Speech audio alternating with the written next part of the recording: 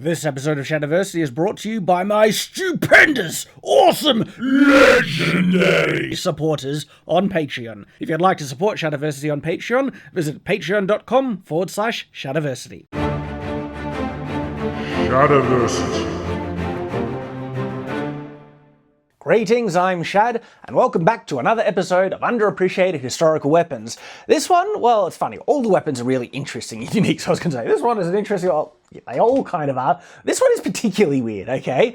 And what we are looking at in this episode is the Mancatcher. This is a really interesting weapon with a very specific job, okay? It is made to capture, lock away other people. The primary target, obviously, is the neck, but it can also be used to get around legs. Arms seem to be, because your arms are a bit thinner, you'd be able to slip them out. So neck, legs, waist, maybe, depending on the angle. I found it a little bit difficult to confirm the exact dates when this weapon was used. One of the oldest ones I have found is a Mancatcher that dates to the early 1600s from Germany, though I have found enough references to conclude that it was used in the medieval period. And in regarding to the later uses of the Mancatcher, it seems to have been employed as late as the 1800s, though there are some interesting instances in which versions of the Mancatcher are actually used in the modern day. Designs of the Mancatcher can vary. There are some that actually have, movable parts that kind of clamp shut when you get the two sides, close to the thing and that hooks. But then others have kind of a circular part with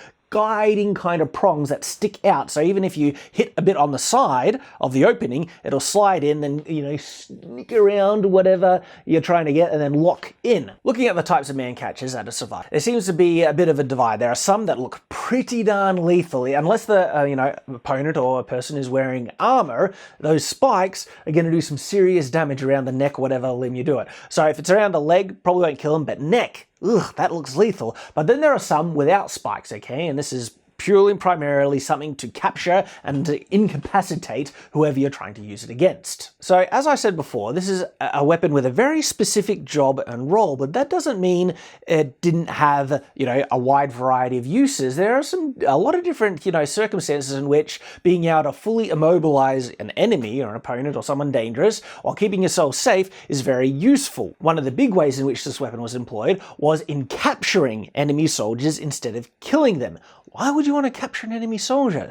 Well, if they had a lot of money, you could get their family to pay for their release. This is where the medieval practice of ransom comes up, which was decently prominent throughout the medieval period, especially with the nobility, but it was even extended to soldiers who were not of noble rank. But still, you can see why those of noble rank, with, their big identifying symbols on them with their coat of arms on their armor and stuff like that, would be the primary targets. And so using a Mancatcher against, one of these guys, really, really useful. And the nobility are generally decked out in good armor, really well equipped, so you'd want to keep yourself at quite a bit of a distance. So getting up close with like a big club or something to knock them out, no, this is an item that's made to be used at a distance. Keep yourself safe and immobilize your opponent. You can also see that would be particularly useful in fighting against people on horseback. It'd be kind of hard to aim, but if you got this around someone's neck while they're on a horse and you held on tight, chances are they're not going to be going with their horse as it runs away. The other thing, if you're fighting someone in heavy armor and you are not in heavy armor, you're at such a significant disadvantage.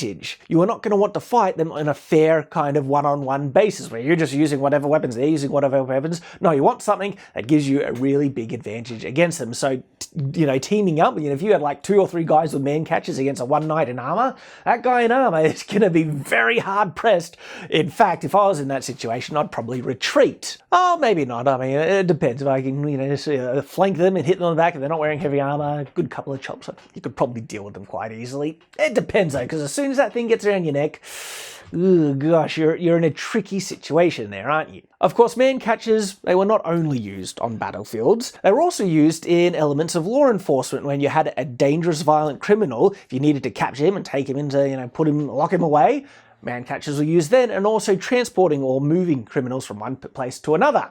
And especially if you got more than one around someone's neck, 3 guys, Mancatcher, all around the neck, that guy isn't going to be able to move at all. So it's actually a fairly secure way to transport violent people while keeping yourself safe. Remember, they didn't have taser guns back in the day, and so if you have someone really violent who's hell-bent on trying to attack you, if you open the door to their cell, even with 3 guys, if you're armed with, truncheons or whatever, getting in close, there is a chance that they might be able to injure you. So if you really want to have full security and protection to ensure that you're not going to be, injured by this crazy person, keeping them at a distance. So again, Mancatchers, quite useful. The other way in which Mancatchers were used historically, which is really intriguing, was in castle defense. I really have to thank one of my viewers for suggesting this video and sending me this information that I'm about to share with you. So Mark Lamerix, thank you very much. He was actually visiting one of my favorite castles, a castle that I've referenced many times on my channel as a great example of one that understands the layer of defense principle, because it has 11 to 13 gatehouses on it.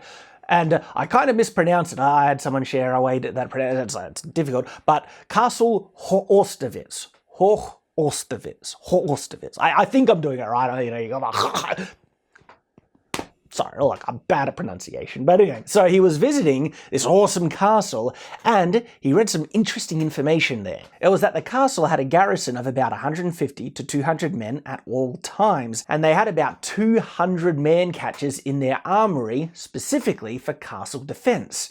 This is really intriguing because you can see how useful this would be. One of the ways, one of the more prominent ways to take a castle if you were forced to actually assault it and you couldn't starve them out was with a ladder rush. Running up with a ladder, placing it against the wall, climbing up with a shield, praying to God that you're not going to be killed while you're climbing up, because there would be arrows being pelted at you constantly, right?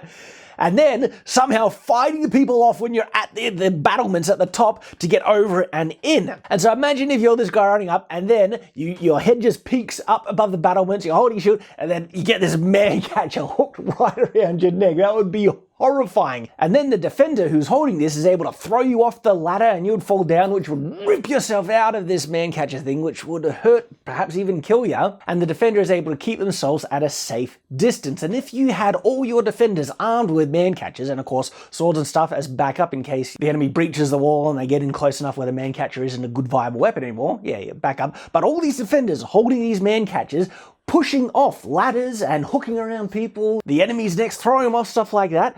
This is a very effective and dangerous defensive weapon, and it's one that I don't think I've ever seen employed in any medieval movie wherever that was depicting a castle siege. This is again one of those classic medieval weapons that were far more prominent than we have and I have really considered or given credit to. So it is a very worthy addition into this series. The other interesting thing about Mancatchers is that they existed outside of Europe as well. There are examples of Mancatchers existing in India and also in Japan. They had their own specific names for them, but if we were to translate it, we would say that's a Mancatcher. And on the note of other cultures, the version that was used in Japan, the Sasumata, which I'm probably butchering the pronunciation of, it does appear to have been used quite prominently. And interestingly enough, I actually came across an article written in 2011 where modern Sasumatas, which is the Japanese version of a Mancatchers, were actually used to subdue some man who had entered a school armed with a knife. So there we go, this weapon has actually even been used in the modern day. And if we were to apply it to fantasy, I mean, if you had a character who was being some type of slaver or even a bounty hunter and stuff like that,